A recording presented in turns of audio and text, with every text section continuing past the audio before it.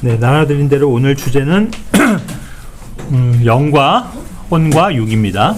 Spirit, Soul, Body.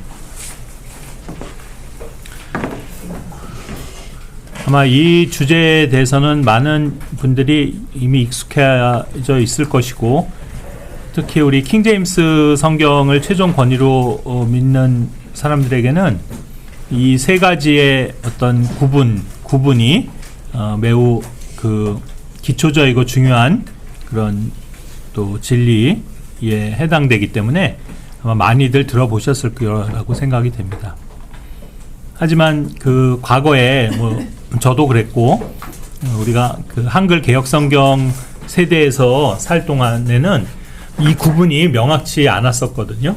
다 아시는 것처럼 특별히 육이라고 하는 것이야 뭐 다 구분이 쉽지만 물질이기 때문에 이 스피릿과 소울, 그러니까 영과 혼에 대한 명확한 그 개념 설정이 잘 안 돼 있었던 게 사실이죠.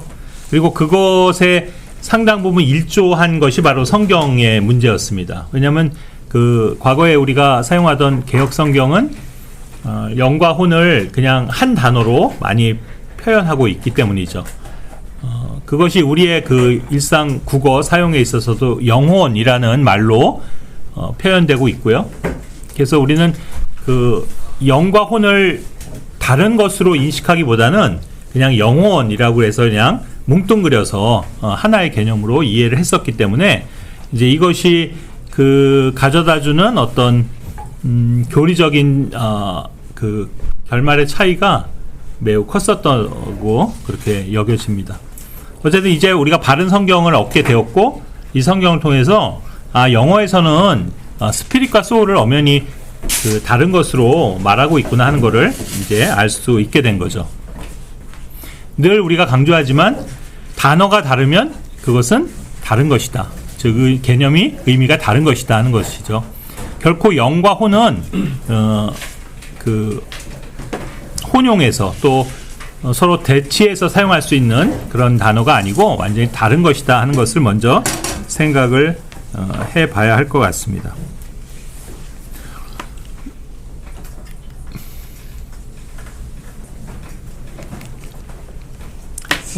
오늘 나눠드린 그 본문 구절 중에서 두 번째 구절 데살로니가서 5장 23절을 통해서 먼저 우리는 이 성경은 사람의 존재가, 인간의 존재가 영과 혼과 몸이라는 세 영역으로 되어 있다는 그 명확한 그 삼분법에 대해서 알 수 있게 해주는 구절이기 때문에 이 구절을 띄워놨습니다.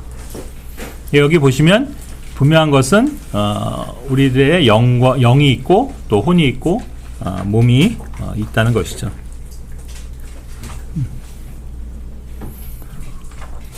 이 부분에 대해서는 다 동의하시죠? 익숙히 알고 계시죠? 그래서 결론적으로 말씀드리자면 인간은 영과 혼과 몸의 그 일체, 그것이 하나가 되어서 하나의 그 인격을 라는 존재, 한 존재를 이루고 있다 하는 것을 우리는 알 수 있는데요. 그 부분에 대해서 이제 좀 생각을 해보자면, 그렇다면 인간이 이렇게 삼위일체의 존재가 된 이유, 그것의 원인, 뭐 이유라고 그럴까요?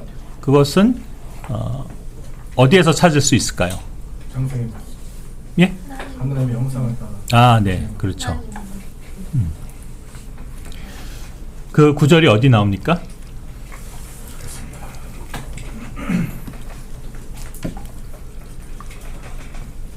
창세기 1장 27절, 28절에 보시면 하나님께서 우리의 형상을 따라서 우리의 모습대로 사람을 창조하자 이렇게 하셨죠. 그래서 거기서 그 주어가 그 하나님께서 말씀하시는 우리라는 표현을 쓰고 계시거든요. 그것은 복수잖아요. 그래서 하나님이 그럼 여럿인가? 이런 생각을 할 수 있는데 바로 그것이 하나님의 속성인 거죠. 하나님도 새 하나님으로 되어 있다는 거. 우리 지난번에 삼위일체에 대해서 공부했잖아요. 바로 그 삼위일체이신 하나님의 형상을 따라서 그런 존재로서 인간은 특별히 창조가 되었기 때문에 바로 인간도 삼위일체다. 그러면 인간에게도 역시 하나님의 기본적인 속성, 그 세 가지 속성을 인간 안에서 발견할 수 있는데 바로 그것이 영과 혼과 몸이다. 네, 이렇게 하시는 거죠. 그래서 이 세 부분이 그렇다고 해서 각기 따로 노는 것이 아니라 그것이 하나로서 뭐라 할까요? 이렇게 합치되어 있을 때 만이 비로소 온전한 것임을 보여주는 거죠. 그러니까 삼일체의 개념이라는 게 뭐냐면 따로따로 존재하는 게 아니라 그것이 하나로서 존재하는 거죠. 그러니까 우리 인간도 그런 하나님과 같이 지음을 받은 존재라면 우리에게도 이 세 가지 영역이 따로따로가 있는 게 아니라 따로따로 있으면 그것은 인간이 아니고요. 그죠? 그것이 하나로서 온전히 합쳐질 때만이 비로소 한 인간이다. 이렇게 말할 수 있는 거죠. 그래서 인간도 영이 있고 혼이 있고 몸이 있다. 그러니까 이 세 가지 중에 하나가 잘못되면 하나만이라도 잘못되더라도 그것은 온전한 인격체라고 그렇게 말을 할 수 없다라는 걸 먼저 우리는 이렇게 추정해 볼 수 있는 거예요. 그래서 이 개념이 왜 하나님의 창조의 세계에 있어서는 중요하냐면 하나님이 이 자연 세계, 창조 세계 가운데서는 항상 이 어떤 가장 완전한 것을 이루기 위해서 세 가지를 동시에 구성하시는 것을 많은 것에서 우리가 이치적으로 그 원리로서 발견할 수 있거든요. 그래서 이제 혹자들은 이 3이라는 숫자를 완전수라고 얘기해요. 왜냐하면 이 완전수라는 의미는 뭐냐면 셋이라는 것이 갖는 의미는 가장 그 안정된 숫자인 거죠. 그죠? 그래서 우리가 그 어떤 입체형을 볼 때에도 우리가 원형도 있고 그 다음에 이각형이라는 건 없죠. 삼각형이 있고 사각형, 오각형, 육각형 많은 것들이 존재하지만 거기에서 가장 안정된 것은 안정을 느끼는 거는 삼각형이에요. 그죠? 그래서 하나님은 이 셋이라는 것을 하나로 구성하시는 그런 원칙을 따라서 많은 것들을 창조하셨어요. 그러면 우리가 이 자연세계, 이 창조세계에서 발견할 수 있는 즉 하나님의 이 3이라는 그런 개념으로 구성되어 있는 요소들 요거는 먼저 이제 나중에 보겠지만 우리 몸과 혼과 영이 이제 이렇게 하나로 되어 있다 하는 것을 지금 데살로니가서 5장 23절을 통해서 알게 되는 거고요. 요 그림을 생각하시면서 다음에 또 이제 얘기를 할 거고요. 그러면 이 세상에 있는 많은 것들 중 그 본질에 있어서 이처럼 셋으로 구성된 예들 혹시 있을까요? 기억나시는 부분이 있어요?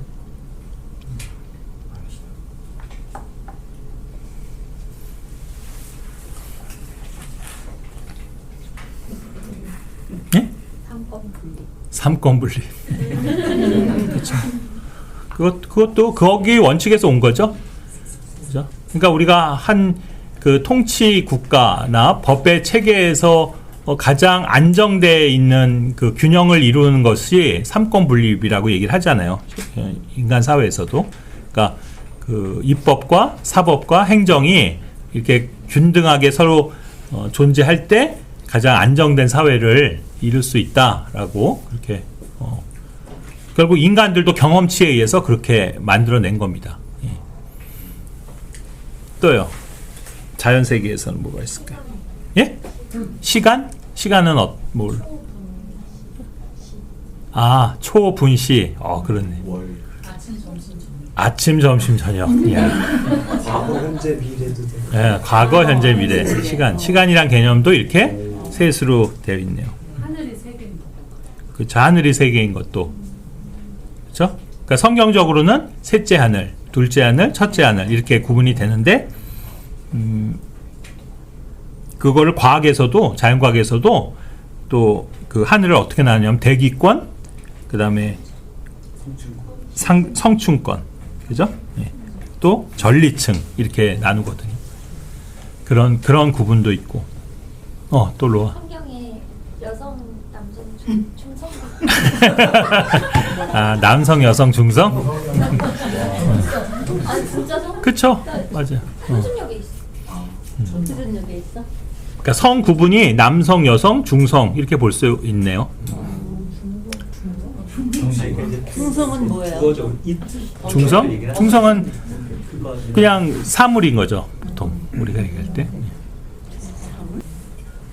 그러니까 이제 과학에서도 우리가 에너지라고 말하는 게 시간과 공간과 물질로 구성되는 거거든요. 세 가지. 그리고 그 안에서 시간도 아까 말씀하신 것처럼 그렇게 나눌 수 있고요. 공간도 사실은 뭐냐면 길이와 넓이와 부피.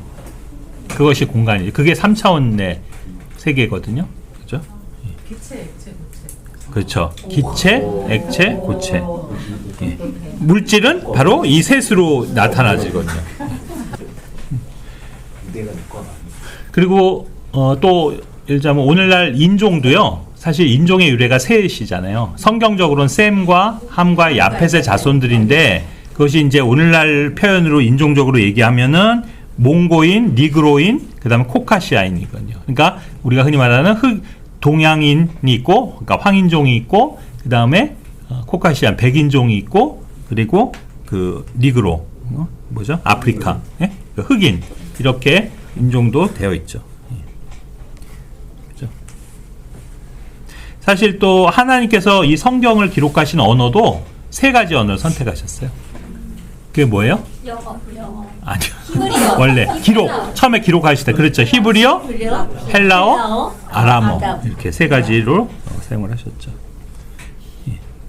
예. 이제 이처럼 그러니까 정말 이게 자연 체계에서 발견되어지는 3이라는 숫자가 가장 안정되는 숫자이기 때문에 그런 룰을 따르는 게 인간들 법칙에서도 되게 많은 거예요. 그래서 아까 3세번 얘기도 하죠. 우스갯소리가 있지만 실제로 우리가 3세판이란 말 쓰잖아요. 그러니까 세 번으로서 어떤 완전한 그것을 마침표를 찍을 수 있는 거예요. 그런 면에서 하나님께서는 이처럼 그러한 것을 과 마찬가지로 인간도 이렇게 새 영역으로 창조를 하셨다. 이것을 알 수 있는 거죠. 자, 우리가 아까 한글개혁성경과의 그 비교를 말씀드렸는데 바로 이 부분에서 인간이 이렇게 삼위일체로 창조되었다는 것과 연관해서 우리는 창세기 2장 7절에 그 번역이 우리가 예전에 그 한글개혁성경에 익숙해 있던 것과 새롭게 이 킹제임스 성경을 통해서 우리에게 그 게시된 그런 것의 차이를 이 아주 극명하게 비교할 수 있는 구절이 바로 창세기 2장 7절이거든요. 오늘 주제와 관련해서요. 여기 보시면 비교를 한번 해보시면 옛날 성경에 어떻게 됐었냐면 하나님께서 생기를 그 코에 불어넣으시니까 비로소 사람이 생령이 되었더라 그랬거든요. 생령. 그러니까 생령이라고 하면 뭐냐면 한자로 쓴 건데 살생자에다가 영이잖아요. 그러니까 살아있는 영이 됐다라고 얘기함으로써 마치 인간이 영인 것처럼 얘기를 했지만 원래 그 올바른 말씀에서 보면 그것이 아니라 살아있는 영이 아니라 혼이다. 그러니까 living soul이다 이렇게 분명히 표현을 하고 있거든요. 그래서 여기서 우리는 영과 혼은 서로 다른 것이다라는 개념을 알게 되는 거예요. 근데 이제 이것이 익숙치 않은 게 바로 이렇게 옛날 우리가 보는 성경들에서는 영과 혼을 이렇게 서로 바꿔가면서도 쓰고 또 합쳐서도 쓰고 그래서 그냥 일반적으로 영혼, 뭐 영혼 그러잖아요. 우리 옛날에 유명했던 영화 고스트라는 영화도 한글로 어떻게 번역했냐면 사랑과 영혼 이렇게 했었던 영화가 있었어요. 유명한 영화. 그거 보면은 그것도 영혼이라는 게 그래서 이제 흔히 이 사람은 몸과 영혼으로 구성이 되어 있다 이렇게 생각을 해서 사람이 죽으면 영혼이 떠난다 이렇게 생각을 했잖아요. 믿었단 말이죠. 물론 그건 맞아요. 떠나는 건 맞아요. 사람이 죽으면 그 몸 안에 있던 영과 혼이 둘 다 떠나는 건 맞지만 그것이 하나가 아니었던 거죠. 영혼이라는 개념이 아니라 영 따로 혼 따로인 거예요. 그러니까 스피릿과 소울은 완전히 다른 거다. 이거를 명확하게 인식을 할 필요가 있겠죠. 그렇다면 간단하게 말해서 영과 혼과 육액은 어떤 차이들을 갖고 있는 걸까요?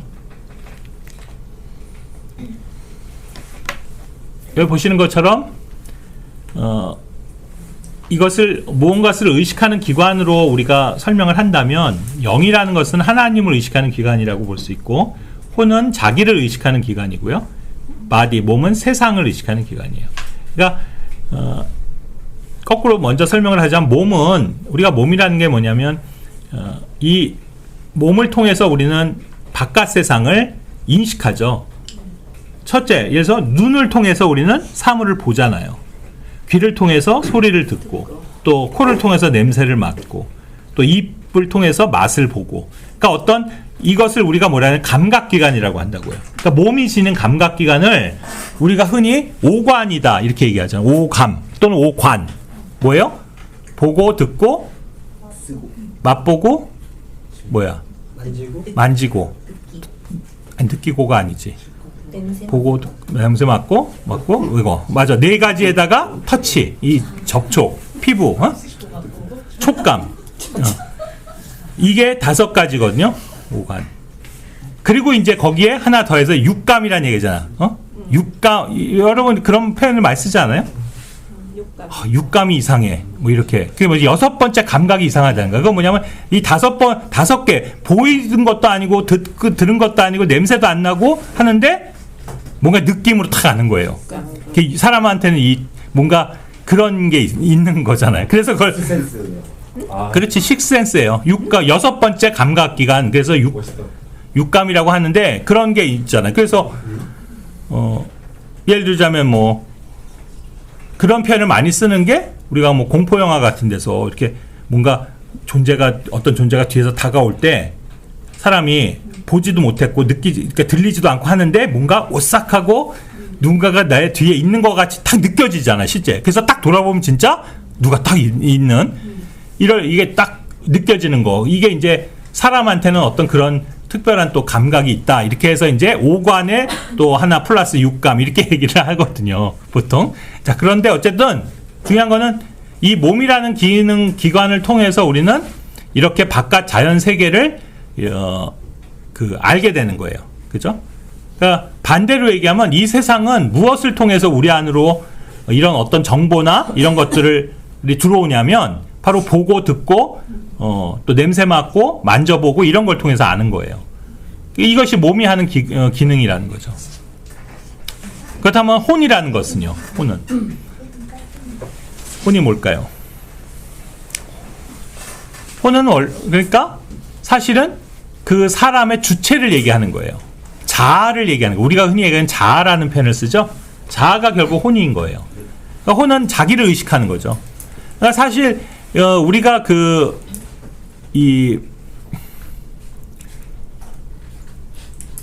인간이 최초에 범죄했을 때 죄를 지은 것도 결국 그가 죄인이 되었다라고 얘기할 때 그 대상은 누구예요? 엄밀히 얘기하면 혼이에요. 그죠? 죄 있는 혼이 된 거라고요. 혼이 죄를 진 거죠.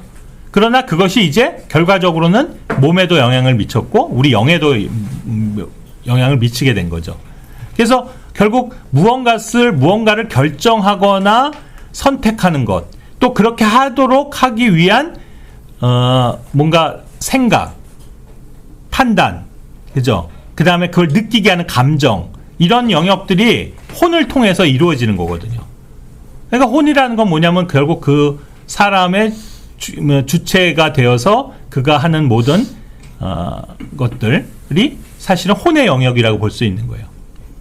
그래서 사람은 사실 혼이에요. 엄밀히 얘기하면. 그죠? 그 혼이 몸을 입고 있는 거죠.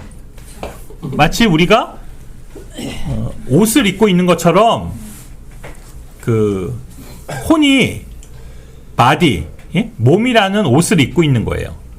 그리고 그 안에는 특별한 영이 존재하는 거죠.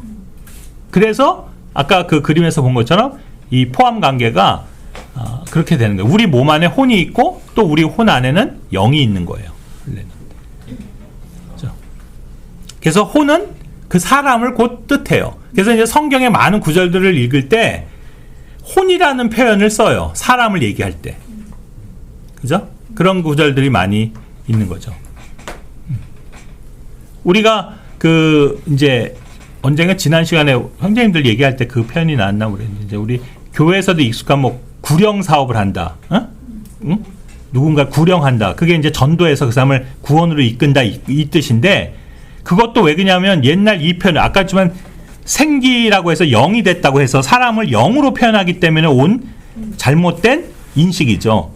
그래서 사람을 영을 구원한다라고 생각을 해서 그걸 구령한다 이렇게 말을 한 거고 그것이 오랜 그 기독교 안에서의 언어 습관적인 전통이 돼버렸기 때문에 오늘날도 그냥 구령 이렇게 얘기를 한단 말이에요. 근데 엄밀하게 하면 영을 구원하는 게 아니죠. 혼을 구원하는 거거든요. 그래서 이제 우리가 그 표현을 원래 영어로는 뭐냐면 winning soul이라고 해요. 그러니까 혼을 이겨온다 이 표현을 쓰거든요. 그러니까 이건 혼의 문제죠. 다시 말하자면 죄 있는 혼이 지옥에 가는 거, 그러니까 지옥에 가는 건 혼이죠. 1차적으로. 그죠? 그렇다면 그 지옥에서 건짐을 받은 것도 구원받았다 그러면 누가 구원받은 거예요? 혼이 구원받은 거라고요. 영이 구원받은 게 아니에요. 예? 또 몸이 구원받은 게 아니라고 1차적으로. 그러니까 이런 구분이 기초적으로 명확해야만 성경의 교리들에 대한 혼란이 없겠죠. 그런 면에서 이제 혼은 그런 것이고 그 다음에 영이라는 것도 뭐예요? 여기 하나님을 의식한다고 그랬는데 그러니까 그 사실은 영이라는 것은 영적 존재는 인간만이 영적 존재는 아니에요. 기본적으로는 누가 영이에요? 하나님이 한 영이시거든요. 요한복음 4장 24절에 보면 그죠? 하나님도 영이시고 또 천사들도 영이고 또 사사. 네? 사탄 마귀도 영이고 또요 짐승도 영이고 짐승에게도 영이 있죠. 그러니까 짐승에게 영이 있다는 이것도 사실은 우리가 과거에는 옛날에 제 기억을 더듬어보면 저도 뭐 고등학교, 중고등학교 때, 대학교 때 신앙생활 선교회에서 하고 그럴 때 그 짐승은 영이 없다라고 배웠어요. 제가 전도할 때도 복음을 전할 때 짐승은 영이 없다 이렇게 말을 했었다고. 인간만이 영이 있다. 이렇게 설명을 했단 말이에요. 그래서 동네 개들이 모여서 예배 드리는 거 보셨어요? 인간만이 하나님을 느낄 수 있는 거예요. 이렇게 말을 했다고요. 그런데 사실은 짐승도 영이 있다는 걸 전도서 3장 21절을 통해서 우리는 새로 알게 됐잖아요. 그것도 이 킹제임스 성경이 새롭게 깨닫게 해준 진리거든요. 그래서 짐승도 영이 있어요. 다만 말 그대로 짐승의 영이죠. 그러니까 인간의 영하고는 다른 거예요. 그래서 사람의 영은 하나님이 주셨기 때문에 하나님께로 돌아가지만 짐승의 영은 아래로 내려간다고 그랬거든요. 그러니까 출처가 다르고 그 다음에 가는 곳도 다른 거예요. 그러니까 사람이 만약 죽게 되면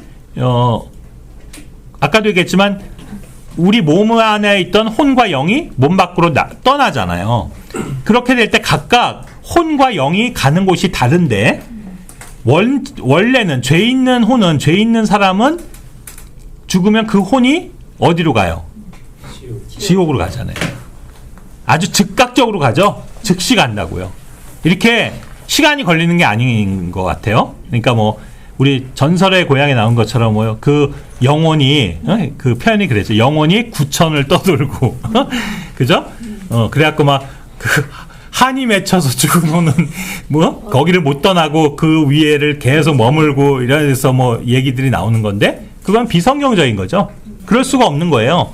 사람의 혼은 죽으면 즉시로 두 군데 중에 한 군데 가야 되는 거예요. 죄 있는 혼은 지옥으로 가고 구원받은 혼은 하나님이 계신 곳으로 가는 거예요. 하늘나라로 가는 거죠. 그죠? 그렇다면 영은 무엇이냐? 영은 원래 아까도 했지만 영의 시초는 뭐냐면 하나님의 호흡이거든요. 하나님의 숨이에요. 하나님이 사람의 콧구멍을 통해서 그 안으로 하고 하나님의 그 호흡을 불어넣으시니까 그가 살아있는 혼이 되는 거예요. 그러니까 마치 뭐 좀 비유가 그렇지만 우리 그 저기 풍선 인형 있잖아요. 그죠? 이게 모양이 사람 모양으로 있고 이렇게 축 쳐져 있던 튜브인데 거기다가 공기를 막 불어넣으면 일어나갖고 그 다음에는 탁 이렇게 형태를 갖추는 것처럼 그 다음에 막 움직이는 것처럼 물론 그것은 그냥 그것만 움직이는 거긴 하지만 성경에서 말한 건 뭐냐면 하나님께서 사람의 몸은 뭘로 만드셨어요? 흙에서. 그죠? 아까 본 것처럼 그것으로 그 형태를 만드셨다고 그랬거든요. 영어로는 그 form, 형태를 빚으신 거예요. 그러니까 몸은 흙으로 모양을 만드신 다음에 그 몸만 있었겠죠. 몸은 다 완성이 됐어. 근데 움직이지도 않아. 아무것도 못 느껴. 아무 의식도 없는 그런 상태였는데 하나님이 이제 그 코에다가 콧구멍에다가 하나님의 호흡을 훅 불어넣으니까 비로소 살아있는 혼이 된 거예요. 그러면서 이제 몸도 살게 된 거죠. 살아있는 존재가 된 거예요. 이런 과정을 통해서 하나님이 창조를 하신 거죠. 그러니까 사람이 죽는 경우도 역순으로 따지면 결국 뭐예요? 어떻게 볼 수 있어요? 사람의 몸이 죽는다는 거는 뭐냐면 그 몸 안에 있던 하나님의 영이 바람이 빠지듯이 마치 타이어에 바람이 픽 하고 빠지듯이 하나 영이 축 빠져나오는 거예요.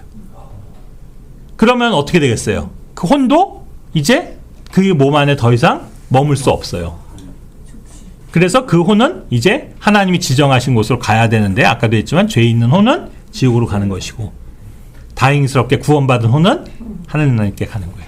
자, 그런데 그 영은 하나님의 호흡이었기 때문에 하나님이 위에 계시고 그 위에 계신 하나님으로부터 나온 바람이었기 때문에 그것이 그 바람이 휘 나오면서 위로 휘 올라가는 거예요. 그래서 전도서에서 뭐라고 그런 거예요? 사람의 영은 위로 올라가고.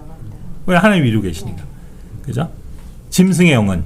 짐승은 그러니까 알 수 있는 게 하나님이 후 하고 불어넣은 게 아니죠. 네. 그러나 그 안에도 영이, 짐승의 영이 따로 존재 있고 그것을 하나님이 창조하셨고 그 짐승의 영은 바닥으로 아래로 내려가게 돼 있는 거죠. 그래서 이 영과 혼과 몸의 관계를 가장 비유적으로 이해하기 쉽게 말하는 것은 우리가 그렇게 아까도 했지만 어떤 그 바람이 들어가서 팽팽하게 돼 있는 그 공, 농구공이나 축구공 같은 걸로 비유를 많이 하잖아요, 우리가. 공이라는 게 공이 어떻게 해서 그 탱탱한 그 뭐랄까 축구공을 유지할 수 있는 거예요. 원래 그 축구공의 재질, 그러니까 그 뭐죠? 구성 요소는 뭐예요? 첫 번째가 겉에가 가죽이잖아요. 가죽으로 돼 있죠. 그 가죽 안에 바람만 집어넣는다고 해서 그것이 팽팽하게 공이 돼요? 아니죠. 사실은 그 가죽 이면에 그 안에 뭐가 있어요? 아니, 그 공기를 담는 그 고무로 된 튜브로 된 주머니가 있거든. 그것이 가죽에 붙어 있는 거거든요. 그래서 거기다가 바람을 집어넣으면 팽창돼 갖고, 그죠? 튜브가 팽창하면서 가죽을 밀어내는 거잖아. 그래서 나중엔 가죽에 이렇게 빵빵한 공이 되는 거예요. 그죠? 그러니까 바람이 빠지면 튜브가 쭈그러들고 그러면서 겉에 있는 가죽도 쭈그러드는 거잖아요. 그런데 우리가 보는 건 늘 그 공만, 바깥에 그 가죽으로 된 공만 보잖아요. 우리도 사람을 볼 때 우리는 몸만 본다고, 이렇게. 그러니까 그냥 보는 걸로만 만약에 얘기를 하자면 몸밖에 안 보이기 때문에 그 몸이 그 사람인 것 같이 인식이 되지만 사실은 그것만이 아니잖아요. 그의 진짜는 뭐예요? 그 몸 안에 있는 그 사람 혼이라고. 그래서 내가 승주를 보고 있으면 승주는 아 저렇게 생겼구나 하는 걸 인식은 할 수 있지만 승주라는 혼에 대해서 내가 알려면 대화를 해봐야 돼. 그죠? 그러면 이제 아 그의 말도 듣게 되고 그러면서 그의 생각도 알게 되고 또 그의 감정도 느끼게 되고 이러면서 그가 그를 알게 되는데 그것이 바로 혼이지. 몸이 아니잖아요. 그거는 내가 본 거는 몸이지만 이제 대화하고 그와 그를 경험하고 하는 거는 그의 혼이란 말이에요. 그렇죠? 그런데 인간에게는 원래 더 중요한 기관이 있었다는 거죠. 그게 뭐냐면 하나님께로부터 영이 있었던 거예요. 그러니까 이 영은 하나님께로부터 왔기 때문에 하나님을 의식할 수 있는 거예요. 영은. 그래서 인간이 영적 존재라고 하는 이유는 뭐냐면 인간만이 하나님을 알 수 있고 또 깨달을 수 있고 더 나아가서 믿을 수 있는 거죠. 믿을 수 있는 거죠. 그런데 이제 인간이 우리가 범죄함으로써 이 세 가지 완벽한 구성이 깨진 거죠. 그러면 자, 죄가 어떻게 들어온 거예요? 또 어떻게 들어와서 어떻게 영향을 준 거예요? 이 세 가지 영역에서. 자, 일단 죄가 어떻게 어디를 통해서 들어왔어요? 6? 루트는 아마 6일 거예요. 그죠? 그가 그 열매를 봄으로써 아까도 했지만 보니까 어땠어요? 먹음직도 하고 지혜롭게 할 만큼 탐스럽게도 하고, 그죠? 이런 이제 그 정욕이, 예? 탐욕이 생기면서 그것에 대한 이제 죄 유혹이 들어온 거죠. 그리고 또 사탄, 뱀의 제안을 들었잖아요. 뱀의 말을 들음으로써 이제 그 죄가 들어온 거라고요. 그러나 실제로 죄를 지은 거는 누구예요? 그러니까 이 세 가지 영역에서 혼이라고 볼 수 있죠. 그래서 혼이 죄를 졌어요. 그래서 죄 있는 혼이 된 거죠. 인간이. 근데 그 결과가 이제 영과 몸에 미치는 결과는 뭐였습니까? 영이 죽었다. 자, 오늘도 우리가 형제님들 점심시간에서 그 얘기가 잠깐 나왔었거든요. 이 부분이 오늘날 되게 많은 그 뭐라 그럴까, 그 논쟁의 여지가 있는, 논쟁을 가져오는 부분이거든요. 영이 죽었다. 왜 그러냐면 믿는 사람들 안에서, 특히 킹제임스 진영 안에서도 영이 죽었다는 걸 인정 안 하는 그룹이 되게 많아요. 왜냐하면 영은 죽을 수 없다라고 얘기하는 거예요. 그러니까 왜 죽을 수 없다는, 영은 불멸하는 것이다라고 믿기 때문인데, 그 말은 맞아요. 영은 불멸해요. 근데 사실 엄밀하게 얘기하면 영도 불멸하고 혼도 불멸하고요. 제 생각에는 몸도 불멸해요. 사실은. 원래는. 예. 그러니까 불멸성으로 얘기하자면 인간도 불멸하는 존재예요, 원래. 왜냐하면 하나님을 따라서 창조된 존재이기 때문에. 그런데 죽음이 들어온 거예요. 이 죽음이라는 문제가. 근데 이 죽음이라는 문제가 어디에 영향을 다 미쳤냐면 사실은 세 가지 다 미친 거예요. 원래는. 근데 순서적으로 보자면 죄가 들어왔을 때 제일 가장 먼저 죽은 거는 뭐냐면 영이에요. 그럼 우리는 성경적으로 영이 죽었다는 것을 어떻게 믿을 수 있어요? 어떻게 알 수 있어요? 그렇지. 하나님이 내가 그 열매를 먹는 날에는 반드시 죽으리라 그랬거든요. 그럼 죽었어야죠. 그 죽었냐고요? 물론 죽었죠. 몸은 언제 죽었어요? 근데 나이가 들었어요. 나이가 들었어. 맞아요. 무려 900년이 지나서 죽었어요, 아담이. 근데 그 하나님의 명령이 뭐라냐면 내가 그것을 먹는 그날에는, same that day, 그날 안에, in the day, 그날 안에 죽으리라 그랬거든. 그럼 우리는 문자 그대로 믿는다면 아담은 그날 죽었어야 하는 거예요. 자, 근데 여기서부터 교리가 갈리는 거예요. 아까도 했지만 그것을 영의 죽음을 믿지 않는 사람들은 사실은 죽었다는 거야, 그때. 그런데 대신 죽었다고 얘기하는 거죠. 아까 그런 그룹들은 인간을 대신해서 가죽옷을 입혔던 그 희생당한 그 양으로 추정되는 그 짐승이 죽었다는 거지. 그래서 그렇게 죽음이 그냥 넘어갔을 뿐이지 사실은 죽었다, 이렇게 얘기를 하는 거거든요. 근데 그것도 말은 굳이 얘기하자면 그것도 이미 시점상 틀린 거잖아요. 그날 죽은 거라고 할 수 없죠, 엄밀하게 얘기하면. 그런데 우리가 믿는 건 뭐냐면 에베소서 2장 1절이에요. 에베소서 2장 1절에서 뭐라고 그랬어요?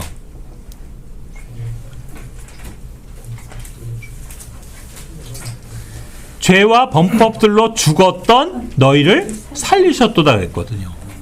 여기 너희는 누구냐? 우리잖아요. 우리가 죽었었다는 거예요. 분명 성경은 죽었었다고 그러고 얘기하고 있거든요. 죽었던 우리를 살렸다고 그랬다고요. 살아났으면 죽은 거지. 근데 우리는 안 죽었잖아요. 지금도 살아있잖아요. 그건 몸이고. 그러면 혼이라는 건 아까 했지만 혼도 불멸하는 존재고 혼은 여전히 내 안에 있는데 혼이 죽은 것도 말이 안 되죠. 아담이 먹은 날 혼이 죽었냐고요. 혼이 안 죽었거든. 몸도 안 죽었거든요. 그러면 하나밖에 안 남지. 뭐가 죽은 거예요? 영이 죽은 거예요. 그러니까 이것을 영이 불멸한다고 하는 것을 죽는다는 것과 일치하는 개념으로 받아들여서 그러니 영이 불멸하는데 어떻게 죽을 수 있냐? 이건 죽었다는 건 말이 안 된다. 이렇게 얘기를 하는 거거든요. 그러나 분명히 성경은 죽었다라고 표현하는 거예요. 그거를. 그래서 저는 이거를 어떻게 설명하고 싶냐면 이해하기 쉽게요. 저기 시계가 안 가요. 그 우리 뭐라고 표현해요? 죽었다. 약 떨어졌다. 아주 과학적으로 얘기하는 거예요. 그죠? 배터리가 battery is dead, gone. 갔다 이거지. 그게 맞아요. 근데 우리가 일상생활은 뭐라고 표현해요? 시계 죽었다. 시계가 죽었다 그래요. 그러면 시계 안에 배터리가 없는 거냐고. 배터리 있어. 배터리 다만 다 돼서 약이 다 돼서 작동을 안 하는 거지. 그렇지만 우리는 그런 경우 죽었다라고도 표현하거든요. 저는 그런 식인 거라고 생각해요. 사람의 영이 죽었다는 의미는 뭐냐면 영이 없어졌다는 말이 아니에요. 영은 있어요. 저 시계 안에 배터리가 여전히 있지만 기능을 못 발휘하는 것처럼 죄 지은 사람에게도 영은 있어요. 근데 그 영이 기능을 발휘 못하는 거야. 무슨 기능? 아까 했지만 하나님을 의식하지 못하는 거예요. 하나님에 대한 두려움이 없어진 거예요. 그죠? 그리고 하나님에 대한 어떻게 보면 이제 그 불신 그리고 하나님 믿지 않는 것 이런 상태가 된 거죠. 그것이 바로 죄 지은 사람의 영에 끼친 문제라고요. 이 영은 분명히 죽었었어요. 그리고 더 중요한 것 예수 그리스도가 너희가 아까 에베소서 2장 1절에서 죽었던 너희를 살리셨다고 했잖아. 그 누가 살렸어요 우리 영을? 예수님이 어떻게 살렸어요? 언제? 여러분의 죽은 영이 언제 살아났어요? 동문이 영이 살아났어? 그러니까 언제? 구원받을 때? 그렇지. 그게 언제야? 어느 순간이야? 제가 말한 그러니까 그게 뭐냐고. 우리가 흔히 말할 때 예수님 믿었을 때 아니에요. 내가 예수님 믿었을 때 구원받은 거잖아요. 자, 근데 여기서 그러니까 명확하게 명확하게 구분을 할 수 있게 되는 거예요, 우리는. 자, 예수님을 믿어서 나는 구원받았다. 그러면 구원받은 건 뭐예요? 영. 아니죠. 혼이죠, 혼. 아까 했잖아. 구원받은 건 혼이에요. 왜냐면 어디서 구원받은 거예요? 지옥에서. 하나님의 심판에서. 그죠? 영원한 그 형벌로부터 구원받은 거는 다시 말하자면 그걸 받아야 될 거기에 지옥에 들어가야 되고 영원한 형벌을 받아야 되는 건 누구예요? 내 혼이잖아. 그 혼이 이제 그것을 면한 거잖아요. 거기서부터 이제 건짐을 받은 거잖아요. 그러니까 구원받은 건 혼이지. 자, 그럼 영은요? 다시 살아났어요. 다시 살아났죠. 그거를 우리가 다른 표현으로 뭐라고 써요? 아니. 거듭나. 예, 그렇죠. born again. 거듭남이죠. 우리가 영이 살아났다라고도 표현을 하고요. 영이 다시 태어났다라고도 표현해요. 예. 왜 그러면 단순히 죽었던 영이 살아났다라고만 표현 안 하고 다시 태어났다라고 얘기를 하냐면 이것은 엄밀히 얘기하면 다시 태어났다라는 의미는 새로운 영이라는 거예요. 새로운 영. 그러니까 옛날에 내가 죽었던 영이 단순히 살아난 거가 아니고 더 명확하게 얘기하자면 새로운 영으로 살아난 거예요. 그게 바로 누구의 영이에요? 예수님의 영이에요. 하나님의 영. 그죠? 그래서 하나님의 영이 우리 안에 들어오면 내가 예수님을 내 구주로 믿고 고백하는 그 순간에 일어난 놀라운 거는 이런 사건은 뭐냐면 그때 하나님의 영이 우리 안에 들어오시잖아요. 그래서 첫 번째 하시는 건 뭐예요? 죽었던 내 영을 살려내시면서 단순히 살려만 낸 게 아니라 그 하나님의 영하고 내 영을 결합이 돼갖고 한 새로운 영으로 다시 태어난 거예요. 예, 이게 영적 거듭남, 새로운 출생이에요. 우리가 born again, 거듭남이라고도 표현하고 그 다음에 regeneration, 새로운 출생이라고도 얘기하는 거예요. 완전 새로 태어난 거예요. 그러니까 새로 태어난 건 우리의 영이라고요. 자, 혼은 구원받았어요. 그 다음에 영은 역시 새로 태어났어요. 거듭났어요. 되살아났어요. 자, 그럼 남은 건 뭐예요? 몸. 자, 몸은 먼저 그 전에 우리가 죄를 졌을 때 이 몸에 끼친 영향은 그래서 뭐예요? 죽음이죠. 자, 아담을 예를 들자면 아담은 죽었어요. 그래서 결국 죽었죠. 물론 900년 후에 죽었지만 900년이나 더 살다가 죽었지만 결국 몸도 죽었어요. 근데 그 죽음이 끝일까? 몸의 죽음에? 아니라는 거죠. 성경적 진리는. 자, 우리도 모든 인간이 죽어요. 언젠가 죽으면 그러면 그것이 우리가 죄인이라는 것으로 인해서 받게 되는 우리 몸의 최종적인 결말의 죽음이에요? 그건 아니죠. 그건 첫 번째 사망이에요. 두 번째 사망이 있다고. second death. 두 번째 사망은 뭐예요? 그죠? 지옥에서 영원히 형벌받는 것? 그것을 그것을 죽음이라고 표현한 거예요. 그죠? 영원한 사망에. 그게 둘째 사망이라고 말하는 거죠. 그러니까 사실은 지옥에 물론 아까도 했지만 지금 이 상태에서 안 믿는 어떤 사람이 죽게 되면 영은 바람이니까 빠져나가고 올라가고 그 죄 있는 혼은 지옥으로 가야죠. 그럼 일단 지옥에 들어가는 건 누구예요? 그의 혼이죠. 몸은 썩어서 그냥 흙으로 다시 돌아가서 흙의 상태로 있겠죠. 그걸로 끝이에요?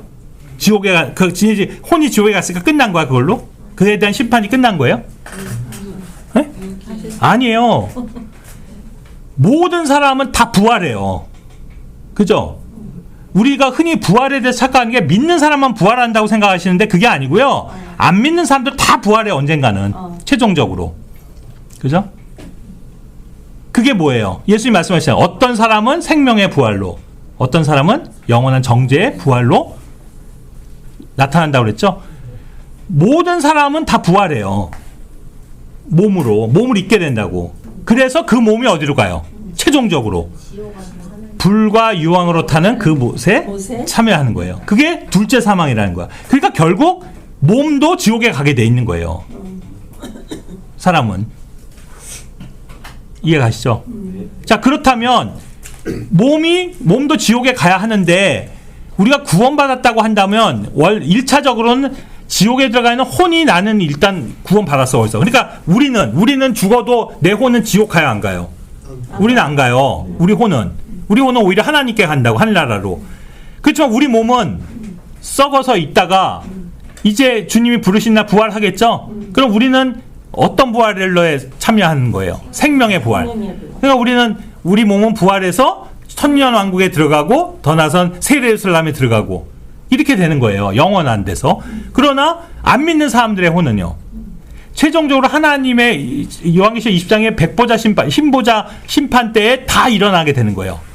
그때 그들의 몸도 부활해서 최종적인 심판을 받고 그들은 최종적으로 어떤 형벌을 받게 되는 거예요. 그들의 몸도 뭐예요? 지옥에 들어가게 되는 거예요. 자, 그러면 우리들의 몸이 받는 것이 이제 우리의 약속으로 주어져 있는 거잖아요. 그것이 우리의 소망이잖아요. 그럼 그건 언제 이루어지는 거예요? 몸의 구속은 언제 일어나는 거예요? 그렇죠? 바로 부활의 사건 휴거의 때, 그때 우리의 몸은 일어나게 되는 거예요. 그래서 그것을 뭐라고 로마서 8장 23절에 얘기했냐면 우리 몸의 구속이다 이렇게 표현한 거죠. 그죠? Redemption of body. 우리 몸도 구원받게 되는 거예요. 그러면 완전하게 다 완성되는 거겠죠. 자, 그런 면에서 우리는 지금 불완전한 거죠. 그러니까 불완전하다는 표현은 이제 오해는 하지 말아야 되는데, 그러니까 그걸 구분해서 설명하기 위한 거예요. 자, 예수를 믿는 순간에 우리의 혼은 구원받았어요. 또 우리가 믿는 그 순간에 우리 안에는 여러 가지 사건들이 벌어지는데요. 이제 그것들을 앞으로 계속 얘기할 거예요. 영적 침례도 있고 영적 할례도 있고, 그죠? 바로 지금 거듭남에 대해서 얘기하는 건데 우리의 영이 다시 되살아나는 거예요. 그러나 한 가지가 남은 거예요. 시차적으로 보면, 시간적으로 보면 바로 몸의 구속은 아직 이루어지지 않은 거예요. 몸의 구속은 예수님 믿는 그 순간에 이루어지지 않았잖아요. 여러분 몸이 변했어요? 옛날 그 몸 그대로잖아. 옛날 구원받기 전 죄 많이 질 때 그 몸이랑 똑같잖아요. 지금. 그래서 여러분 지금도 죄를 짓잖아. 가끔. 그러니까 우리 몸은 구속을 아직 안 받은 거예요. 그럼에도 불구하고 성경적인 교리는 무엇을 얘기하냐? 우리는 예수 그리스도로 말미암아 구원 받았다. 구원 얻었다.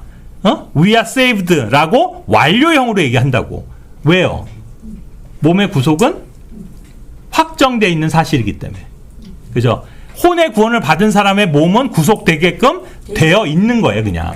그러니까 아직 현실적으로 우리가 느끼지 못하는 것 뿐이지, 우리 몸을 구속된 몸으로 지금 경험하지 못할 뿐이지, 이제 곧 효과가 일어나면, 부활이 일어나면 그때는 우리 몸까지 구속이 될 것이고, 그러면 더 이상 우리는 우리의 영과 혼과 몸 모두가 완벽하게, 그죠?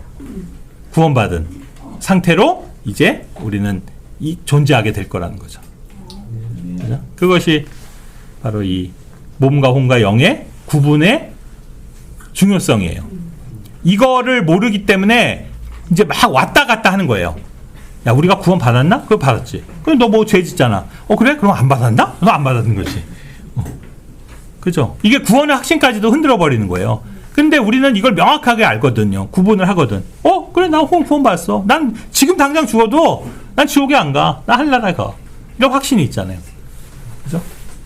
또 난 지금 새로운 영이 있어. 내 안에는 예수님의 영이 있고, 그 영은 새로운 영이고, 나는 그 영을 통해서 나는 지금 하나님을 의식할 수 있고, 하나님을 나는 느낄 수 있고, 기뻐할 수 있고, 감사할 수 있고, 그분께 경배할 수 있어.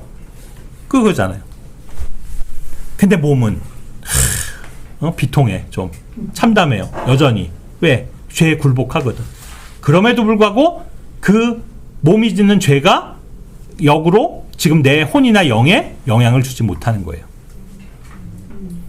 이제 이 부분은 뭐 다음에 이제 우리가 영적 할례나 이런 걸 통해서 그 이유를 설명하게 될 것이고요.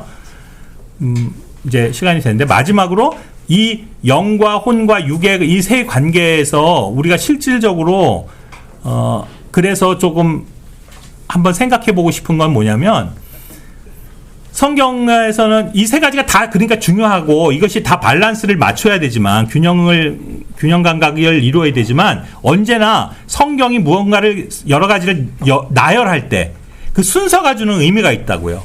항상 뭐예요? 지금 데살로니가서 5장 23절도 보면 영과 혼과 몸이에요.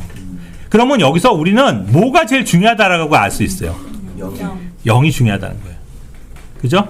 그리고 영과 몸 사이에 껴있는 게 뭐예요? 그게 혼이잖아요. 실제로도 그런 거예요. 이게 제가 뭘 얘기하고 싶은 거냐면요, 우리 그리스도인들에게 있어서 가장 현실적이고 중요한 문제는 뭐냐면, 우리의 구원받은 혼이 영적으로 살 거냐, 몸을 따라서 육적으로 살 거냐를 언제나 갈등하고 선택해야 되는 그 주체가 혼이 되고 있다는 거예요. 그리고 이거는 거꾸로 얘기하면, 영이 내 혼에 영향을 줄 수도 있고, 육이 내 혼에 영향을 줄 수도 있다는 거예요. 그러니까 이 부분을 항상 우리는 의식을 해야 하면서 살아야 된다는 거죠. 그러면 뭐가 중요하겠어요? 영이 중요한 거예요. 몸도 혼에 영향을 미쳐요. 자, 무슨 말이냐? 여러분이 몸이 아파, 몸이 병들었어, 몸이 다쳤어. 그러면 어떻게 돼요? 혼도 힘들죠? 실망하겠죠? 좌절하겠죠? 그죠? 그러나 혼이 강한 사람은 그 장애도 이겨내요. 그렇죠? 그래야 안 그래요? 우리 가끔 보면 비록 장애인이지만, 우리 뭐 패럴림픽 같은 데 보면 막 그 심한 장애를 갖고도 나와서 막 자기가 부단하게 훈련하고 연습해 갖고는 금메달 땄고 인간 승리를 보여준 사람도 있잖아. 그래서 그 사람들한테는 장애가 아니야. 왜? 정신력이 훨씬 강하거든. 무슨 얘기냐? 혼이 훨씬 강하거든. 그 혼이 몸을 지배하는 거야, 그 사람은. 또 의지력이 엄청 강하잖아, 오히려 그 사람들이. 오히려 이렇게 몸이 건강한 사람들보다 더 의지력이 강한 사람들이 있어요. 우리가 말하는 윌파워라고 그러거든요. 의지력이 엄청난 거지. 그럼 그 사람은 혼이 몸을 지배하고 있는 상태라고. 근데 거꾸로 혼이 만약에 좌절해, 혼이 다쳐버려요. 그러면 그 몸도 지탱이 안 돼. 끝나는 거예요. 그런데 그 혼을 지탱해 주는 게 뭐예요? 영. 잠언 23장은 그게 영이라는 거예요. 그러니까 이 얘기는 거꾸로 얘기하면 뭐냐면, 영이 강하면 혼도 이겨내고 그 혼을 통해서 몸도 이겨낸다는 거예요. 예. 그러니까 세상 사람들은 엄밀히 얘기하면 영이 없잖아요. 영의 힘이 없잖아. 그러니까 그 사람들은 두 가지밖에 없는 거야. 혼과 몸. 그러니까 맨날 이거 갖고만 얘기하는 거야. 그러니까 정신력이냐 체력이냐. 몸이냐, 건강이냐. 그래서 어떤 때는 그러니까 체력을 정신력이 좌우할 수 있어. 이걸 강조한단 말이에요. 그리고 실제로 그걸 입증해내는 경우들이 있어요. 그러나 사람의 영이 병들거나 병약해지고 망가져 버리면 혼을 감당할 수가 없어요. 그래서 그 혼을 통해서 몸도 감당할 수가 없는 거지. 그래서 제일 중요한 건, 근본적인 건 뭐냐면 영이에요. 저는 왜 이 얘기를 강조하고 싶냐면, 우리가 사람을 대할 때 그 사람의 문제점, 또 어떤 사람의 아픔이나 그것을 문제를 치유해 주는 것의 접근법이 항상 뭐에 먼저 가 있어야 되냐면 영에 가 있어야 된다는 거예요. 영이 치료가 돼야 혼이 치료가 돼요. 그리고 혼이 치료가 돼야 몸이 치료가 된다고. 근데 이 세상은 항상 거꾸로 처방을 해요. 몸이 장애가 있거나 몸이 아프거나 병에 걸리면 몸을 해결하려고만 하는 거예요. 근데 그것만으로 되지 않는 거예요. 바로 그걸 우리가 경험하는 사람들이 뭐예요? 이 세상의 대부분 건강하다고 하면서 돌아다니는 저 죄인들이에요. 몸은 멀쩡하잖아. 건강하잖아. 건강한 정도야? 우리보다 더 체력도 좋고 운동 열심히 해갖고 막 복근도 있고 하잖아. 근데 혼이 어떻게 해요? 혼이 망가져 있잖아요. 혼이 장애라고. 혼이 장애이냐. 그러니까 그 사람들은 그게 의미가 없는 거예요. 그런데 역시 뭐예요? 혼이, 세상 사람들 가운데서 혼이 문제가 생기는 경우들이 있잖아요. 그게 이제 오늘날 많이 얘기하는 정신 질환들, 그죠? 무슨 뭐예요? 우울증이니, 그죠? 또 뭐야? 하여튼 엄청 많. 조울증이니, 그죠? 예, 다 그런 것들, 현대 정신병들이 결국 정신에 문제가 생긴 거란 말이에요. 근데 정신에 문제가 생기면 다 무기력하잖아요. 몸도 무기력해지는 거예요. 활동을 못해요, 정상적으로. 그러니까 그 부분, 분명히 이건 뭐냐면 정신과 몸은 서로 상호 영향을 주고받는다는 걸 알 수 있게 되는 거죠. 그런데 설사 그 둘이 다 건강해도 이 자연인들은 영이 거듭나지 못했기 때문에, 영이 없기 때문에 그 자체로도 장애인이라고요. 비정상이라고. 왜요? 영적인 힘이 전혀 없잖아. 근데 이제 우리는 구원받았고 거듭나서 새로운 영을 짓는 사람들이잖아요. 우리는 영의 힘이라는 게 있거든. 영이라는 게 있거든요. 그리고 이 영이 사실은 제일 세다고 하면 그렇지만 제일 우선적인 거거든. 그러니까 여러분이 영이 만약 하나님과 올바른 관계 있고 하나님의 말씀으로 인해서 영이 정말 충만하고 하면 이 영이 우리의 혼적인 요소들을 다 지배하고요. 그걸 통해서, 혼을 통해서 우리의 육도 그렇게 만든다는 거예요. 그러니까 죄를 짓지 않게 하고 오히려 옳은 데에 우리의 몸을 쓰게끔 만들고, 또 우리의 몸을 더 건강하게 만들고, 우리의 정신도 더 건전하게 만들고, 이 모든 것들이 시작은 뭐에서 온다고요? 영에서 온다는 거예요. 여러분 이 사실을 믿어야 돼요. 그래서 사람들을 처방할 때, 진단할 때 그들의 영의 문제에 먼저 관심을 가져야 되는 거예요. 예. 몸에 관심을 우선적으로 두면 어떤 현상이 벌어지냐면 그들의 육의 문제만을 해결해주고 채워주는데 급급해요. 근데 오늘날의 변질된 복음이 사실은 다 그거예요. 뭐냐면 혼을 구원하고 그걸 통해서 그들의 영이 거듭나게 해주는 것에 초점을 맞춰서 복음을 전하는 게 아니고 뭐에 있어요? 그들의 육의 문제야. 그들이 겪는 그 육신의 어려움들, 그거 해결해 주는데 급급하다고 교회들이. 예? 그래서 맨날 불쌍한 사람들 도와준다는 명분 하에 그 사람들한테 빵의 문제 해결하고 병 문제, 의료 문제를 해결해 주고 맨 그런 거 아니에요. 그거 하다 끝나버린다고. 근데 그거는 아니죠. 근본적인 치유가 아니지. 그 사람의 혼이 구원받지 못하면요 아무 의미가 없어. 빵 문제 해결해 주는 거는. 그건 그냥 한 끼 때워주는 거 그거밖에 없는 거라고요. 예. 노숙자들한테 아무리 바퍼 그거 자원봉사 해줘도 그 사람들이 잠깐 기뻐하고 감사하고 할지는 모르겠지만 그 문제는 그 한 끼로 끝나는 거예요. 6시간 후면 또 배고프다고 와서 줄 서 있는다고. 그것에 대한 해결은 그리스도인들이 교회가 나서서 해줄 수도 없고 해줘봐야 끝도 없는 일이라고. 왜? 근본적인 문제가 아니거든. 근본적인 건 뭐예요? 그들이 구원받아야지. 복음을 전해줘야 되는 거예요. 사실은. 근데 이제 물론 교회들의 핑계는 그거죠. 그래도 그들의 복음을 듣게 하려면 먼저는 모아야 되고, 모으려면 빵 준다 그래야 모으니까 이거 미끼입니다 라고 얘기를 할지는 모르지만 사실은 그럼에도 불구하고 오늘날은 그 앞뒤가 다 바뀌어 있고 주객이 전도되어 있는 거예요. 그리고 실제로 그것만을 와서 뭐 빵만 얻어가고 뭐 자기들 취할 것만 취하고 그냥 가버리는 뭐 이런 상황에서 과연 그들에게 무슨 삶의 변화가 있을 것이면 그걸 기대할 수 있어요. 혼이 그죠? 사람이 바뀌어야죠. 그러려면 먼저 이 거듭남의 역사가 있어야 되고 그것은 오직 복음의 진리로만 되는 것이다. 그거예요. 그래서 우리가 항상 이 문제들을 그렇게 바라보는 관점이 필요한 것 같아요. 그러니까 그냥 세상적인 사람들의 시각은요, 만약에 우리가 신체적인 장애가 있으면 장애인들을 보면 다 불쌍하다고 얘기해요. 근데 내가 볼 때 더 불쌍한 사람은 몸이 장애 있는 사람이 아니고요. 그 바로 죄의 문제를 해결하고 있지 못한 그 죄 있는 혼이 더 문제인 거예요. 그게 더 불쌍하지, 사실은. 안 그래요? 몸이야 좀 장애 있어 불편하면 어때? 그건 정말 그냥 불편한 것 뿐인데, 잠깐. 근데 정작 그 사람을 지옥 가게 만드는 거는 그 몸의 신체 장애가 아니라고요. 바로 그 마음을 병들게 해놓고 그 혼을 갉아먹는 죄의 문제. 그죠? 그를 죄 있는 사람으로 만든 그 죄가 문제지. 그 문제를 해결해줘야죠, 죄를. 죄는 해결 안 해주고 맨날 필요한 그 몸의 문제들.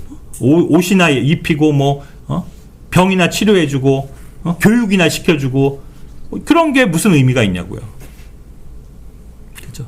그래서 어쩌면 이것이 이 셋을 잘 구분하는 것이 중요한 이유일지도 몰라요. 저는 그렇게 생각해요. 물론 몸이 중요하지 않다는 거 아닙니다. 혼이 중요하지 않다는 게 아니에요. 다 중요하죠. 다 중요하고 셋 중에 하나만 문제가 생겨도 그건 정상이 아니에요. 셋 중, 그죠? 하나님이 우리에게 원하시는 건 뭐예요? 이 셋이 다 하나님이 원하시는 올바른 상태에 있기를 원하는 거예요. 그게 바로 데살로니가서 5장 23절에 바울이 기도한 내용이잖아요. 바울이 어떻게 보면 평생의 기도 제목, 최종적인 기도의 내용은 뭐냐면 너희가 그리스도 오신 날까지 너희의 영과 혼과 몸이 잘 보존되기를 원하는 거예요. 마찬가지죠. 우리도 형제자매들이 모두가 여러분의 몸이 건강하기를 위해서만 기도하는 게 아니에요. 여러분의 혼이 잘 되기를, 혼이 건강을 위해서 기도하는 거고요. 그거 이전에 우리의 영이 하나님 앞에서 바르고 튼튼하고 건전한 영을 계속 유지할 수 있기를 위해서 기도해 줘야 되는 거죠. 그게 우리가 해야 되는 어떻게 보면 가장 기본적인 기도라고 생각합니다. 그죠? 예. 우리가 수요일날 여기서도 기도할 때도 물론 우리는 당장의 어떤 문제들을 주로 기도하게 돼 있어요. 누구의 문제, 직업의 문제, 재정적인 문제, 또 병에 걸려 병 치유해 주기를 위해서 기도하고 다 하죠. 그러나 제일 중요한 건 뭐예요? 세 가지 다. 영부터 시작해서 영이 강해야 되고 그 다음에 혼이 강해야 되고 육도 잘 보존될 수 있기 위해서 이 셋이 모두 다 하나님이 정말 기뻐하신 상태에 있을 수 있기를 위해서 기도해줘야 된다, 서로가. 예, 그렇게 볼 수 있는 거죠. 기도하겠습니다.